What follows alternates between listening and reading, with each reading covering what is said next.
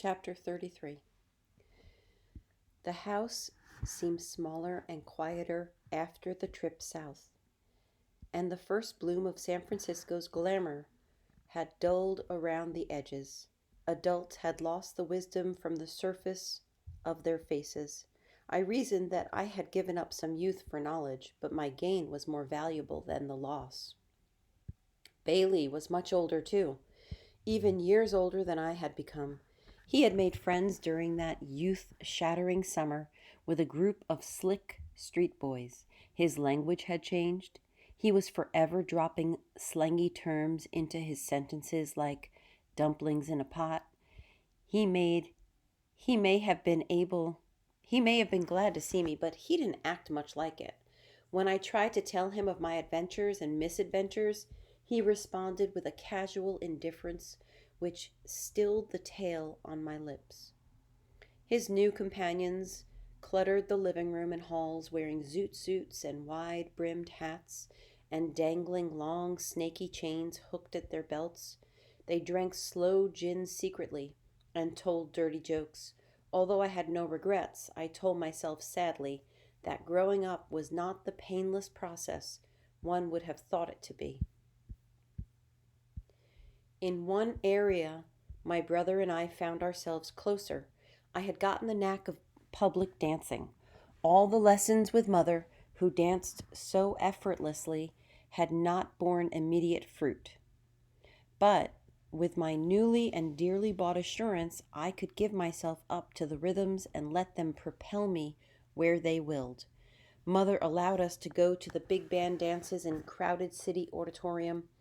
We danced the jitterbug to Count Basie, the Lindy and the Big Apple to Cab Calloway, and the halftime Texas hop to Duke Ellington. In a matter of months, cute Bailey and his tall sister were famous as those dancing fools, which was an apt description. Although I had risked my life not intentionally in her defense, Mother's reputation, good name, and community image ceased, or nearly ceased, being of interest to me. It was not that I cared for her less, but that I concerned myself less about everything and everyone. I often thought of the tedium of life once had seen all its surprises. In 2 months, I had become blasé. Mother and Bailey were entangled in the Oedipal skein. Neither could do without or do with the other, yet the constrictions of conscience and society, morality and ethos dictated a separation. On some flimsy excuse, Mother ordered Bailey out of the house. On an equally flimsy excuse, he complied. Bailey was 16, small for his age, bright for any, and hopelessly in love with Mother dear. Her heroes were her friends, and her friends were big men in the rackets. They wore $200 Chesterfield coats, Bush shoes at $50 a pair, and Knox hats. Their shirts were monogrammed and their fingernails manicured. How could a 16-year-old boy hope to compete with such overshadowing rivals? He did what he had to do. He acquired a withered white prostitute, a diamond ring on his little finger, and a Harris tweed coat with raglan sleeves. He didn't consciously consider the new possessions the open sesame to Mother Dear's vault of acceptance, and she had no idea that her preferences prodded him to such excesses. From the wings, I heard and watched the pavane of tragedy move steadily toward its climax. Interception and even the thought of it was impossible. Easier to plan an obstruction to a sunrise or a hurricane. If Mother was a beautiful woman who exacted the tribute of obeisance from all men, she was also a mother, and a damn good one. No son of hers was going to be exploited by a used up white whore who wanted to milk him of his youth and spoil him for adulthood. Hell no. Bailey, for his part, was her son, and she was his mother. He had no intention of taking low, even from the most beautiful woman in the world. The fact that she happened to be his mother did nothing to weaken his resolve. Get out? Oh, hell yes. Tomorrow? What's wrong with today? Today? What about right now? But neither could move until all the measured steps had been negotiated. During the weeks of bitter wrangling, I sat in hopeless wonder. We were not allowed profanity or even obvious sarcasm, but Bailey looped his language around his tongue and issued it out to Mother in alum drops. She threw her ing bings, passionate explosions, guaranteed to depilate the chest of the strongest men, and was sweetly sorry, only to me after. I had been left out of their power love struggles. It would be more correct to say that since neither needed a clack, I was forgotten on the sidelines. It was a little like Switzerland in World War II. Shells were bursting all around me. Souls were tortured, and I was powerless in the confines of imposed neutrality. Hopes were dying. The confrontation which brought relief had come on an ordinary unheralded evening. It was after 7 o'clock, so I left my door ajar, hoping to hear Mother go out or the creak of Bailey easing up the stairs. The record player on the first floor volumed up Lonnie Johnson singing, "Tomorrow night, will you remember what you said tonight?" Glasses clinked and voices rubbed each other. A party was shimmering below, and Bailey had defied Mother's 11 o'clock curfew. If he made it in before midnight, she might be satisfied with slapping him across the face a few times with her lashing words. 12 o'clock came and went at once, and I sat up in bed and laid my cards out for the first of many games of solitaire. Bailey! My watch hands made the uneven V of 1 o'clock. Yes, Mother dear, in guard. His voice thrust sweet and sour, and he accented the dear. I guess you're a man. Turn down that record player, she shouted the last to the revelers. I'm your son, Mother dear. A swift parry. Is it 11 o'clock, Bailey? That was a feint, designed to catch the opponent off guard. It's after 1 o'clock, Mother dear. He opened up the game, and the strokes from then on would have to be direct. Clydell is the only man in this house, and if you think you're so much of a man, her voice popped like a razor on a strap. I'm leaving now, Mother dear. The deferential tone heightened the content of his announcement. In a bloodless coup, he had thrust beneath her visor. Now, laid open, she had no recourse but to hurry along the tunnel of her anger headlong. Then, God damn it, get your heels to clickin'. And her heels were clicking down the linoleum hall as Bailey tap danced up the stairs to his room. When rain comes finally, washing away a low sky of muddy ochre, we who could not control the phenomenon are pressed into relief.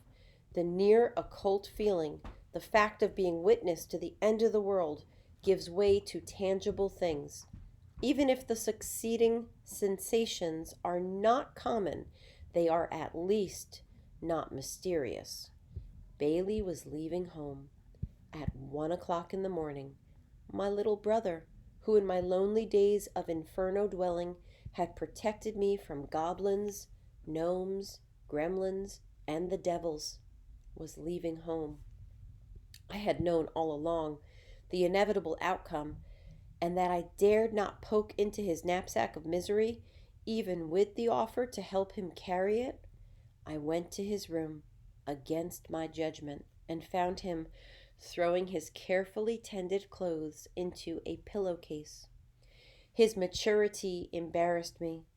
In his little face balled up like a fist, I found no vestige of my brother, and when, not knowing what to say, I asked if I could help, he answered, "Leave me the shit alone." I leaned on the door jamb, lending him my physical presence, but said no more. She wants me out, does she? Well, I'll get out of here so fast I'll leave the air on fire. She calls herself a mother. I'll be damned. She's seen the last of me. I can make it. I'll always make it. At some point, he noticed me still in the doorway, and his consciousness stretched to remember our relationship. Maya, if you want to leave now, come on. I'll take care of you.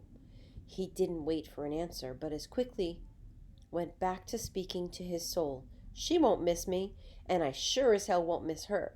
To hell with her and everybody else. He had finished jamming his shoes on top of his shirts and ties, and socks were wadded into the pillowcase. He remembered me again. Maya, you can have my books. My tears were not for Bailey or Mother or even myself, but for the helplessness of mortals who live on the sufferance of life. In order to avoid this bitter end, we would all have to be born again, and born with the knowledge of alternatives even then.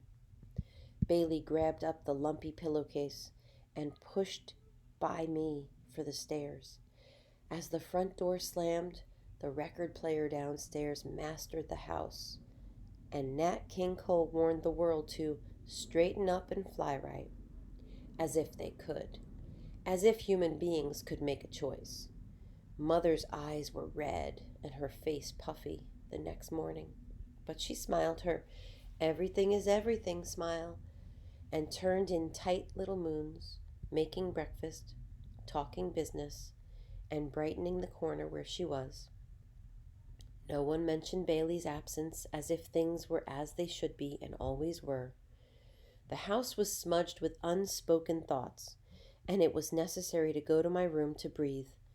I believed I knew where he was headed the night before, and made up my mind to find him and offer him my support. In the afternoon, I went to a bay-windowed house which boasted rooms in green and orange letters through the glass. A woman of any age past 30 answered my ring and said Bailey Johnson was at the top of the stairs.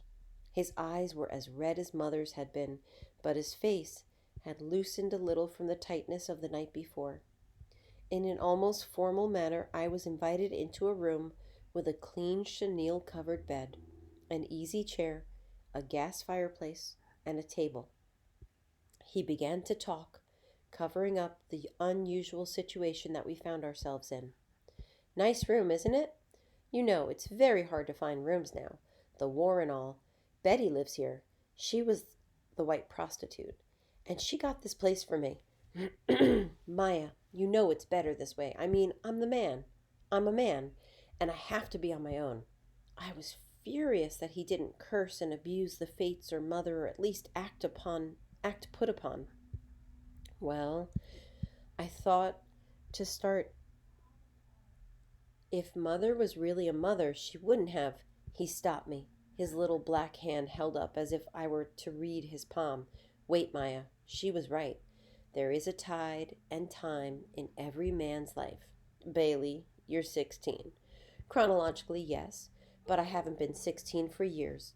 Anyway, there comes a time when a man must cut the apron strings and face life on his own. As I was saying to Mother dear, I've come to... When were you talking to Mother? This morning, I said to Mother dear. Did you phone her? Yes. And she came by here? We had a very fruitful discussion.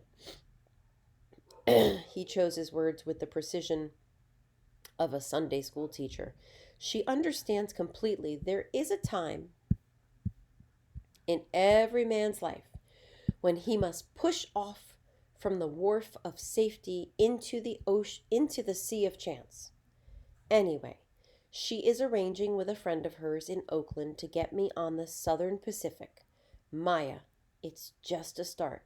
I'll begin as a dining car waiter and then a steward, and when I know all there is to know about that, I'll branch out. The future looks good. The black man hasn't even begun to storm the battlefronts. I'm going for broke myself. His room smelled of cooked grease, Lysol, and age, but his face